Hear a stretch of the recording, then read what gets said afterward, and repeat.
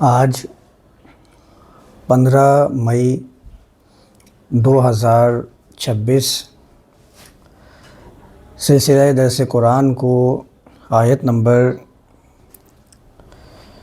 233 جو سورۃ البقرہ کا سلسلہ چل رہا ہے اسی کو ہم لے کر چلتے ہیں۔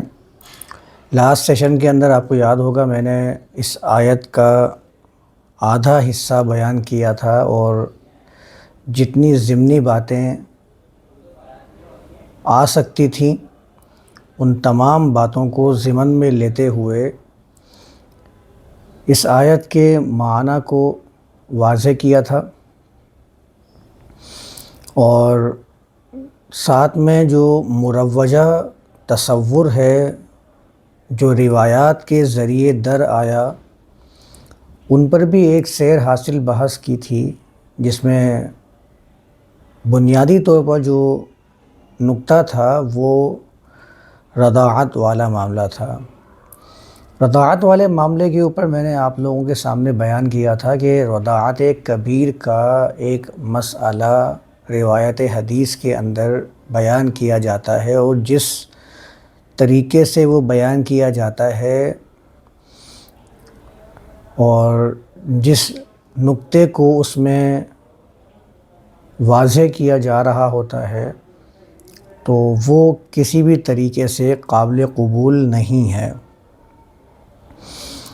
تو رضاعت کا میں نے آپ لوگوں کے سامنے پھر ترجمہ بیان کیا تھا کہ رضاعت کا مطلب اس طرح سے کسی کی پرورش کرنا جیسے کہ کوئی اپنے بچوں کی پرورش کر رہا ہوتا ہے۔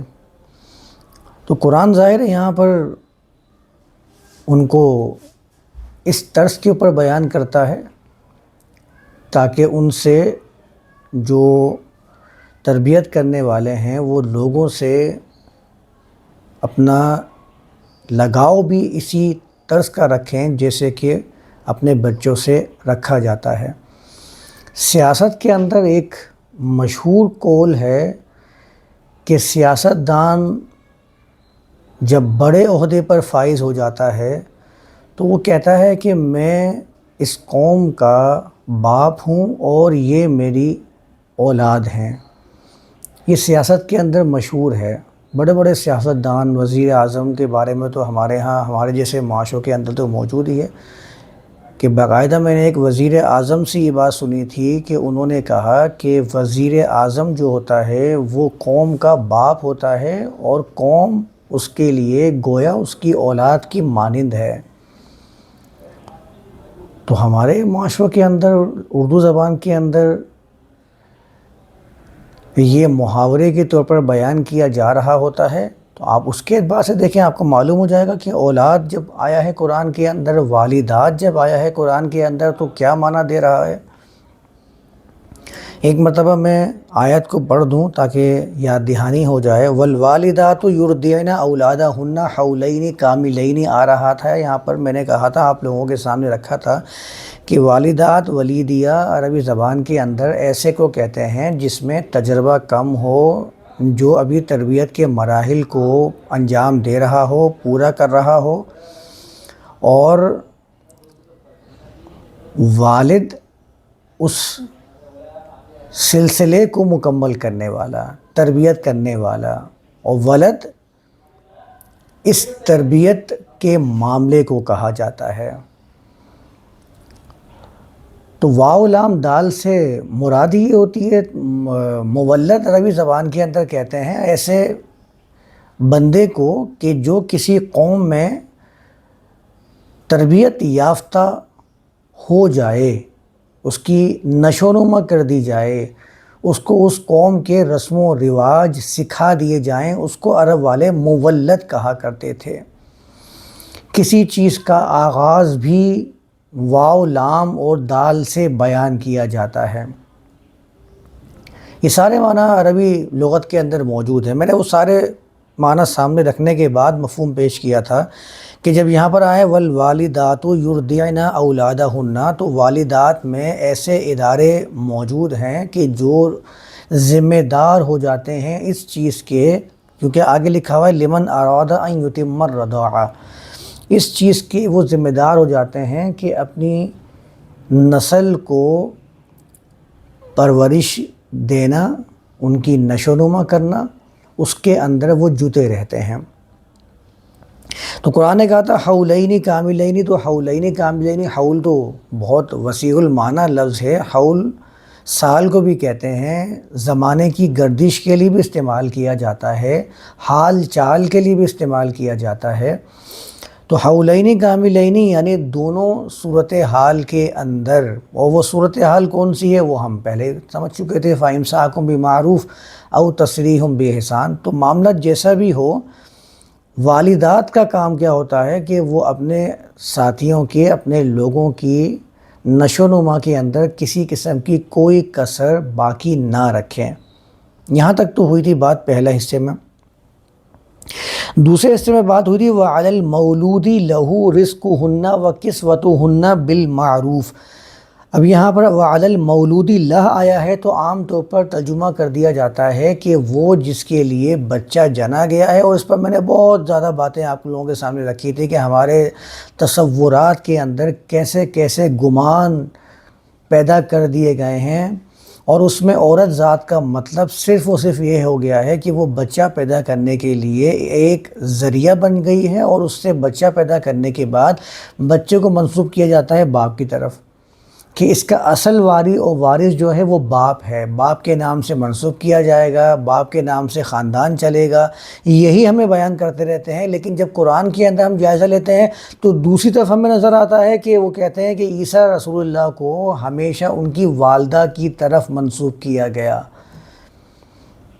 عیسی ابن مریم کہا گیا، اور یہ ہمیشہ لوگ یہی بیان کرتے آ رہے ہیں کہ عیسیٰ کو مریم کی طرف منسوب کیا گیا اور مریم ان کی والدہ تھی۔ اس کا مطلب یہ ہے کہ قرآن تو خود دلیل دے رہا ہے آپ کو اس بات کی، اور آپ بھی اس دلیل کے معترف ہیں کہ قرآن کے اندر کسی انسان کو اس کی ماں سے منسوب کرنا، اس کے خاندان کی نسبت اس کے ماں سے چلانا، اس کے اوپر دلیل موجود ہے۔ تو یہ بحث ہی ختم ہو جاتی ہے کہ باپ کی نسبت چلے گی یا ماں کی نسبت چلے گی۔ اس کا مطلب تو یہ ہوا کہ زمانوں کے اندر جو رائج باپ کی نسبتیں ہیں، اگر کہیں پر رائج ہیں وہ بھی قابل قبول سمجھی جائیں، کہیں پر اگر ماں کی نسبت رائج ہے تو ماں کی نسبت کو بھی آپ قابل قبول قرار دیں۔ اس میں اسلام کو شامل کرنا، اس میں مذہب کو شامل کر کے مذہبی رنگ دینا، اس کی کوئی حیثیت نہیں ہے۔ اس اعتبار سے آپ اتنا آسانی سے یہ سمجھ سکتے ہیں۔ تو اب یہاں پر مولود لہو جب آیا تھا تو میں نے آپ لوگوں کے سامنے ترجمہ کیا تھا کہ لوگ اس کا ترجمہ کرتے ہیں کہ باپ کی ذمہ داری ہے رزق ہونا، ان بیویوں کا رزق اور ان کا کپڑا معروف طریقے سے۔ لفظی اعتبار سے ترجمہ کریں تو والد کہا جاتا ہے باپ کو، اور ہمارے اردو زبان کے اندر بھی والد باپ کو قرار دیا جاتا ہے، کیونکہ والد جو ہوتا ہے وہ بچوں کی پرورش کر رہا ہوتا ہے، ان کو اپنے کسٹمز سکھا رہا ہوتا ہے۔ اور میں تو آپ کو بیان کر چکا ہوں کہ مولد کہتے ہی ایسے بچے کو جو کسٹمز سیکھ چکا ہو کسی بھی قوم کے، کسی بھی خاندان کے، کسی بھی ملک کے، اس کو المولد کے لفظ سے تعبیر کیا جاتا ہے۔ تو قرآن یہاں پر والد استعمال کر لیتا، مولود کیوں استعمال کر رہا ہے؟ مولود کو مفعول کے وزن پہ بننے والا ورڈ ہے۔ جس طرح مظلوم کا مطلب ہوتا ہے وہ جس پر ظلم کیا گیا، تو مولود کا مطلب ہے وہ جسے جنا گیا یا وہ جس کی تربیت کی گئی، لہو، اس کے لیے۔ مطلب اعلیٰ جو ہے یہ کسی کے اوپر ذمہ داری کو عائد کرنے کے لیے آتا ہے۔ جب وہ کہہ رہا ہے وَعَلَى الْمَوْلُودِ، اب جن کی تربیت کی جا رہی ہے، جن کی نشو و نما کی جا رہی ہے، جن کو اپنی ذمہ داری میں لے کر ان کو مولود قرار دیا جا رہا ہے، تو قرآن ان کے بارے میں بات کر رہا ہے۔ یہاں پر وہ کہہ رہا ہے وَعَلَى الْمَوْلُودِ، تو اب ان کی ذمہ داری کیا ہے کہ جن کی تربیت کرنے والے ادارے، تربیت کرنے والے لوگ اس کام کے اوپر جتے ہوئے ہیں، تو ظاہر ہے پھر عوام کی بھی تو کوئی ذمہ داری بنتی ہے نا. یا ساری ذمہ داری آپ شعبہ جات پر ڈال دیں گے کہ فلاں ادارہ یہ کام کر رہا ہے تو فلاں ادارے نے میرے ساتھ یہ نہیں کیا. ہر حق کے مقابلے میں ایک ذمہ داری آپ کی بھی بنتی ہے. آپ جتنا اپنے حق کے بارے میں، اپنے حقوق کے بارے میں آواز اٹھائیں گے تو سوال یہ ہوگا کہ آیا آپ نے اپنی ذمہ داری کو مکمل کیا ہے یا نہیں کیا ہے. جس حق کی آپ بات کر رہے ہیں وہ حق آپ کو آپ کی ذمہ داری کی بدولت حاصل ہوگا.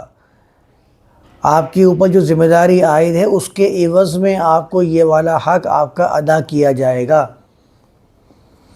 تو ہر حق کے مقابلے میں ایک ذمہ داری عائد ہوتی ہے. تو قرآن اسی طرف اشارہ کر رہا ہوتا ہے کہ جس کی تولید کی جا رہی ہے، جس کی نشو و نما کی گئی ہے، اب اس کی ذمہ داری کیا ہے؟ لہو رزقہن و کسوتہن بالمعروف. ترجمہ تھوڑا سا آپ کو مختلف لگ سکتا ہے. وجہ مختلف لگنے کی یہ ہے کہ آپ کے سامنے ابھی نیا ایک موقف سامنے آ رہا ہے، ایک نئے طرز پر اس آیت کو پیش کیا جا رہا ہے. جب آپ اس کو بار بار ریپیٹ کرتے رہیں گے، سنتے رہیں گے، اسی طرز پر آپ سمجھنے کی کوشش کریں گے، یہ پھر آپ کو صحیح لگے گا. پھر اس کے مقابلے میں کوئی دوسرا اگر بات سامنے پیش کرے گا وہ آپ کو محسوس ہوگی کہ ہاں اس میں کچھ نیا پن محسوس ہو رہا ہے، اب اس میں کچھ اچنبھے کی بات محسوس ہو رہی ہے. آپ کو جو ترجمے پڑھائے جاتے رہے ہیں، سکھائے جاتے رہے ہیں، وہ چونکہ اتنا زیادہ آپ کے سامنے پیش کیے گئے ہیں کہ آپ کو اب وہ لگتا ہے بڑا آسان ہے ترجمہ، یہ ترجمہ میں کر سکتا ہوں، تو میں بھی تو کر سکتا ہوں وہ ترجمہ، میرے لیے کرنا کیا مشکل ہے.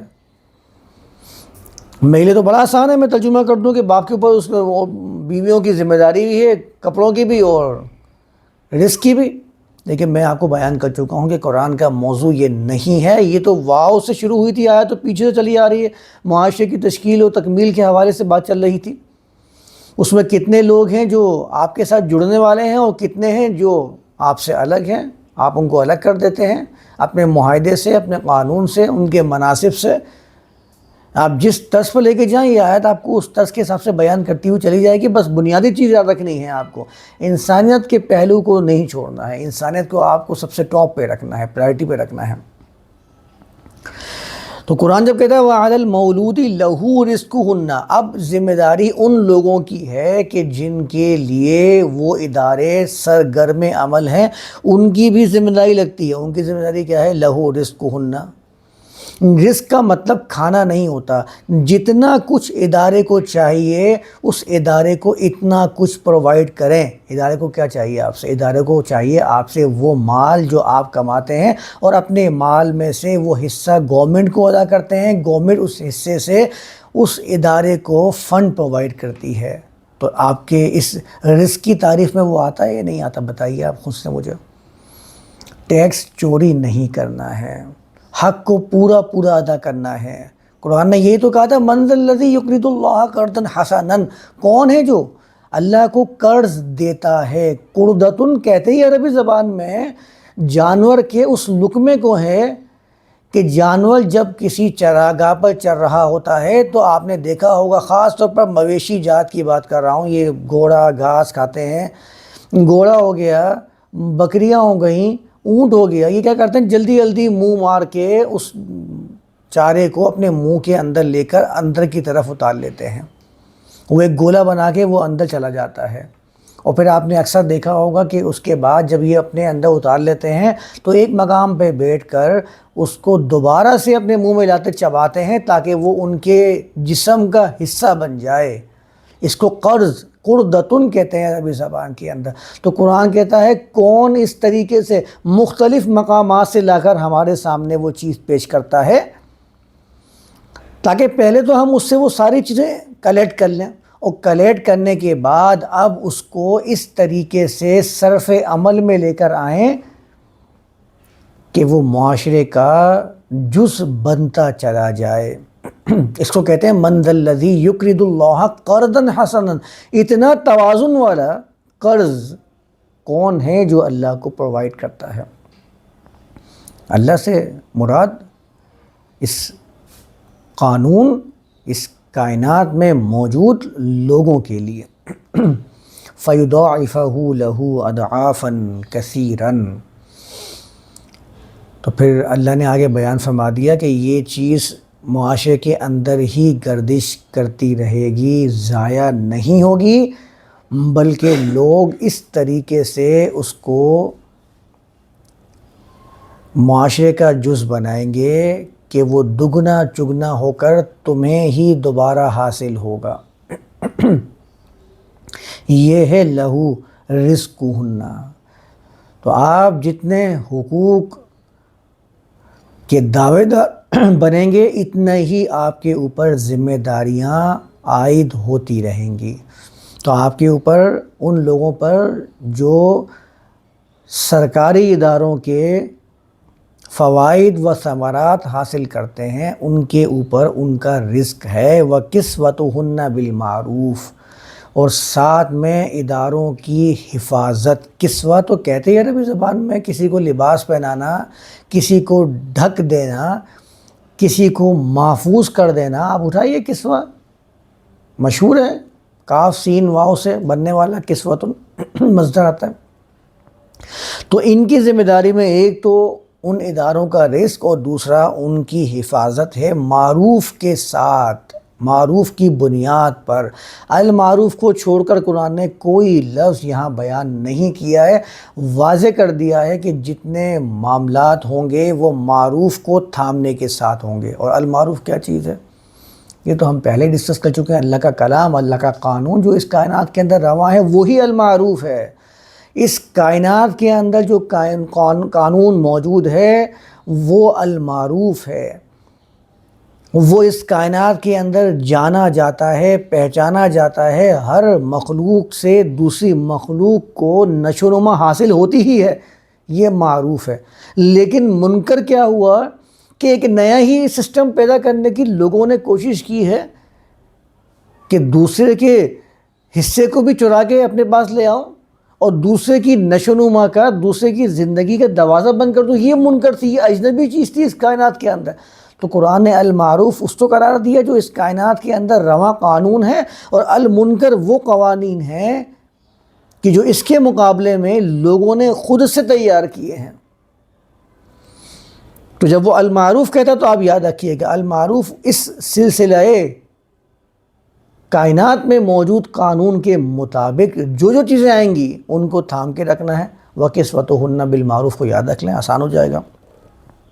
آگے بات آئی تھی لا تکلف نفس الا وسعها۔ ہر نفس جو ہے اس کے لیے اس ذمہ داری میں، ان ذمہ داریوں میں اس کی اپنی ہی وسعت، اس کی اپنی ہی کیپیسٹی کے اندر بڑھوتی موجود ہوتی ہے۔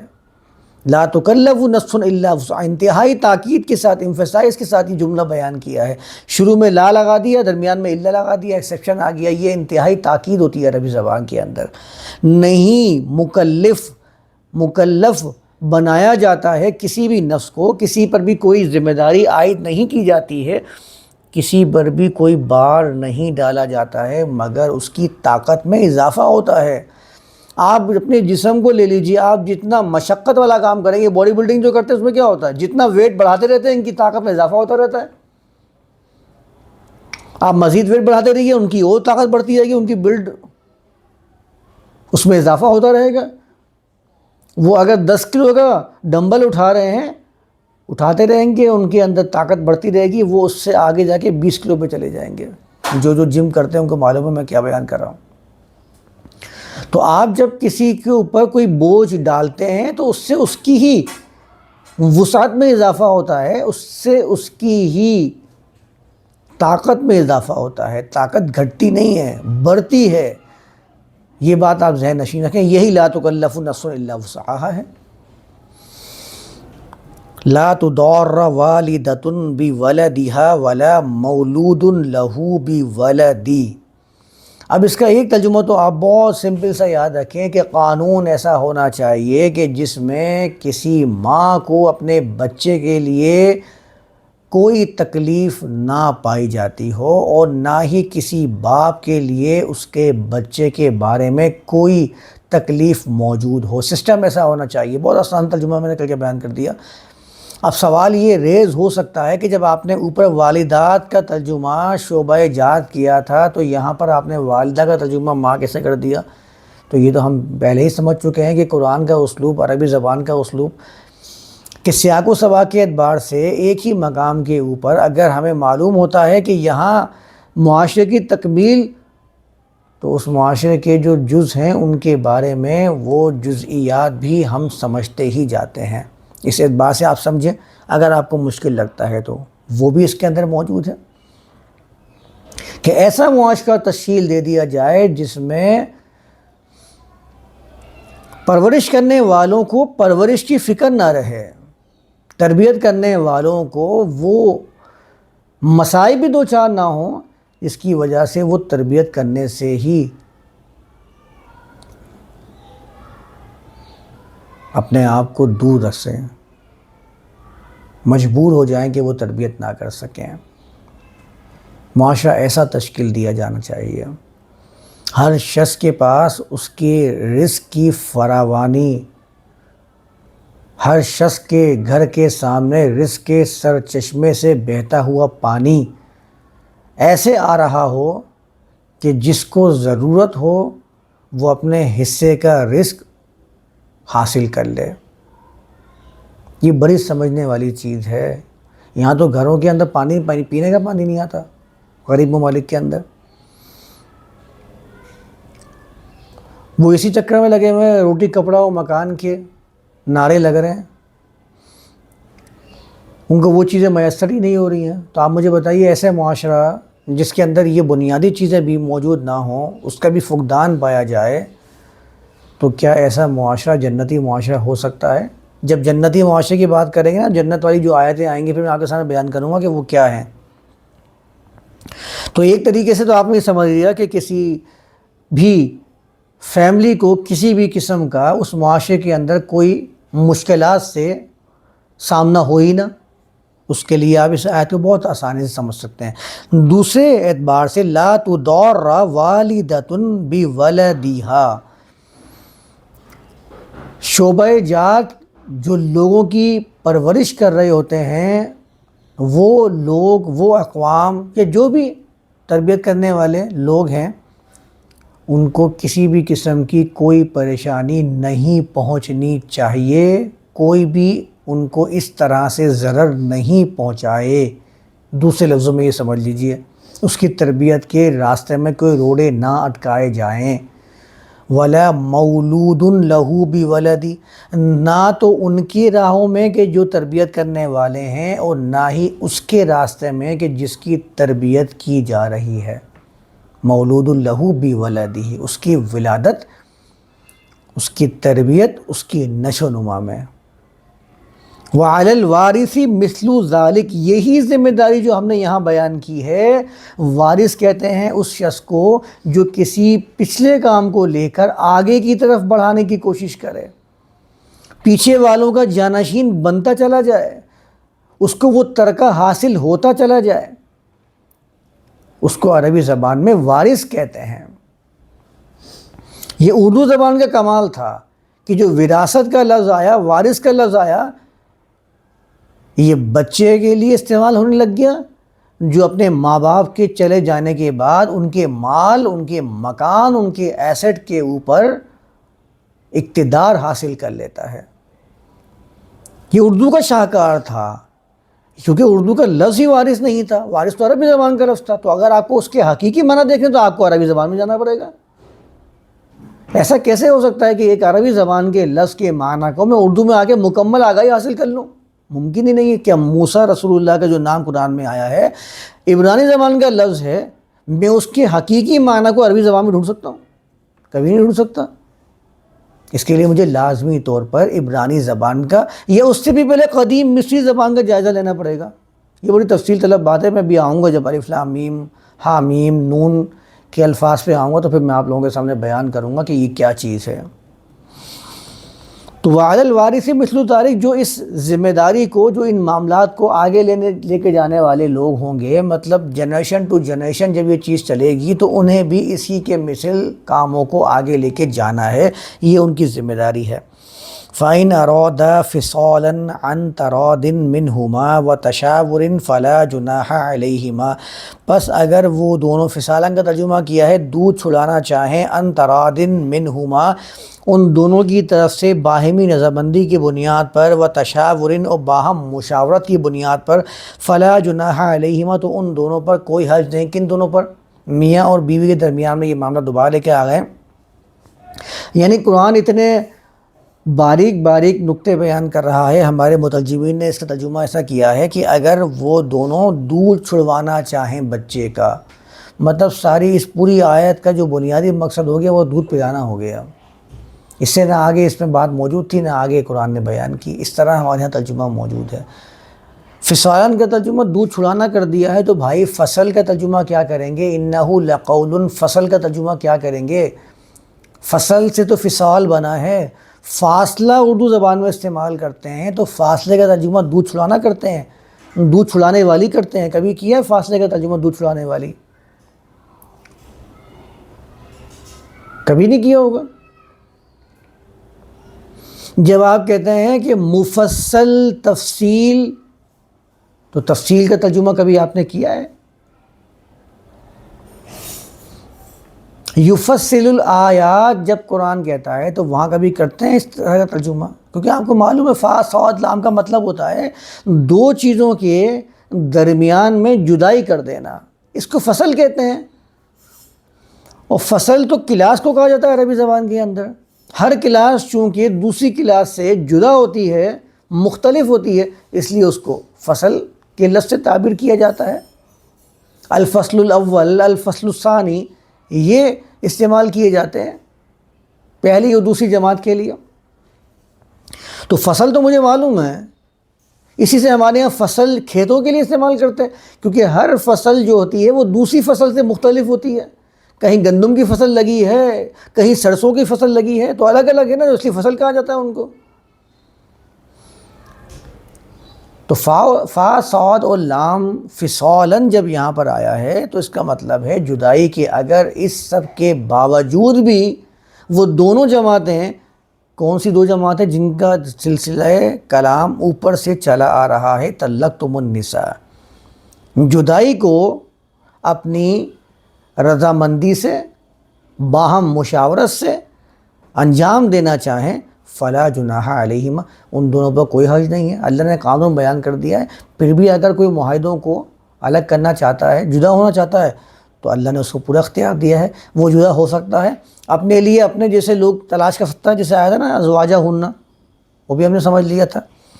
وَإِنْ أَرَدْتُمْ أَن تَسْتَرْضِعُوا أَوْلَادَكُمْ، البتہ اس سب کے باوجود بھی، ان تمام صورتحال کے اندر بھی، ان اردتم ان تسترضعوا اولادکم، وہ تمہارے ہی ساتھی ہیں، اگر تم اس کے باوجود بھی وہ تمام ذرائع اختیار کر لیتے ہو۔ تسترضعوا باب استفعال سے ہے، باب استفعال میں کسی چیز کو طلب کرنا، خواہش کرنا، کسی چیز کی طلب کے لیے وہ تمام ذرائع جو ریکوائرڈ ہیں، ان تمام ذرائع کو جمع کر لینا پایا جاتا ہے۔ ان کے باوجود بھی، اس تمام صورتحال کے اندر بھی، اگر تم لوگ چاہتے ہو ان کی، کن کی؟ اولادکم، تمہارے اولاد کی، جو تمہارے زیر سایہ اپنی زندگی گزار رہے ہیں، ان لوگوں کی پرورش کرنے کے لیے ذرائع اختیار کرنا چاہتے ہو، فلا جناح علیکم، تو تم پر کوئی حرج نہیں ہے، کوئی مذائقہ نہیں ہے۔ کوئی مذائقہ نہیں کا مطلب یہ ہے کہ تم پہ کسی قسم کی کوئی مصیبت نہیں آئے گی، تمہارے معاشرے میں کسی قسم کی کوئی تنگی نہیں آ سکتی ہے اس طرح سے۔ لیکن شرط کیا ہے؟ اذا سلمتم ما آتیتم بالمعروف، تم نے جو کچھ بھی انجام دیا ہے معروف کی بنیاد پر، معروف کے ساتھ جڑ کر دیکھ لیں، پھر معروف کو سمجھ لیں۔ جو معروف میں نے ابھی بیان کیا تھا، معروف وہ جو اس کائنات کے اندر قانون روا ہے، وہ معروف ہے۔ جو روا نہیں تھا، خود سے بنایا گیا، وہ منکر ہے۔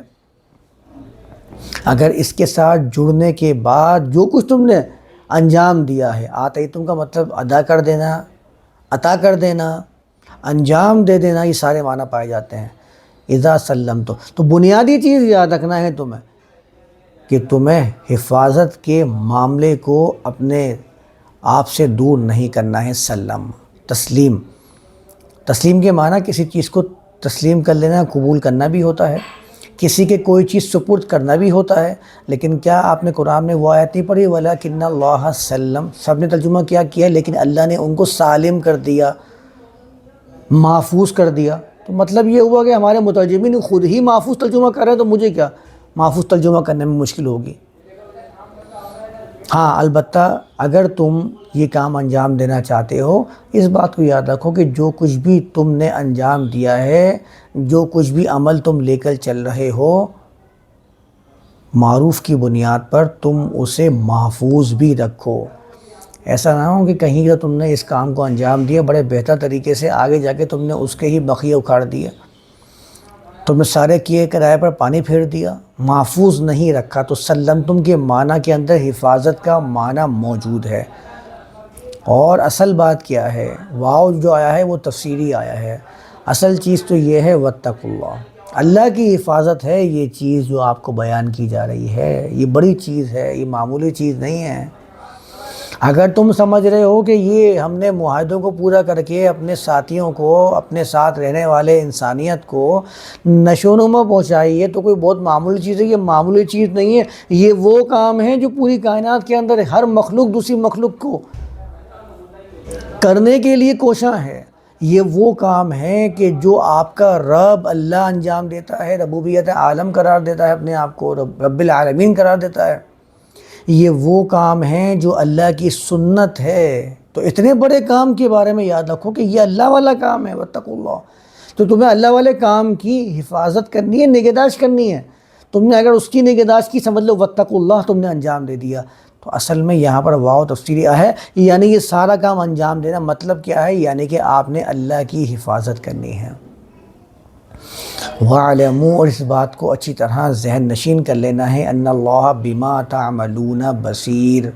یہ جو آیات کے آخر میں اللہ کے بارے میں قوانین بیان کیے جاتے ہیں، یہ بتایا جاتا ہے کہ اس آیت میں جو حکم آیا ہے، اگر آپ کو اس آیت کے حکم کو پورا کرنا ہے اور ٹھیک ٹھاک طریقے سے پورا کرنا ہے تو یہ والے اوصاف، یہ والے قانون، ان قوانین کو آپ اپنا لیجئے، یہ والے احکام خوش اسلوبی کے ساتھ مکمل ہو جائیں گے۔ وہ کیا ہے، ان اللہ بما تعملون بصیر، ہر کام کو ایسے انجام دینے والی ذات ہے کہ تم جو کام بھی کرتے ہو، جو عمل بھی کرتے ہو، اس کے قانون سے بچ نہیں سکتا ہے۔ وہ ایسا بصیر ہے، اس نے اس طریقے سے اس کائنات کے اندر قانون کو رواں کیا ہوا ہے۔ تو تمہیں بھی جب معاشرے میں کسی کام کو انجام دینا ہے تو بہت ہی باریک بینی سے ہر کام کا جائزہ لوگے، تو تم یہ اوپر کی اس آیت کی جو اوپر کے حصے میں احکام بیان ہوئے ہیں ان کو بہت اچھی طرح سے پورا کر لوگے۔ یہ جو بیان کیا جا رہا ہے، یہ آج یہی کیا کر رہے ہیں دنیا کے اندر، کریا بستی بستی آپ دیکھیے گا یہی معاملہ ہو رہا ہے کہ جو بھی قانون بنایا جاتا ہے، کوئی بھی قانون نافذ کیا جاتا ہے، ادارے بنائے جاتے ہیں، اداروں کی چھان پھٹک ہوتی ہے، وہ گورنمنٹ کی نظر سے مخفی نہیں ہوتا۔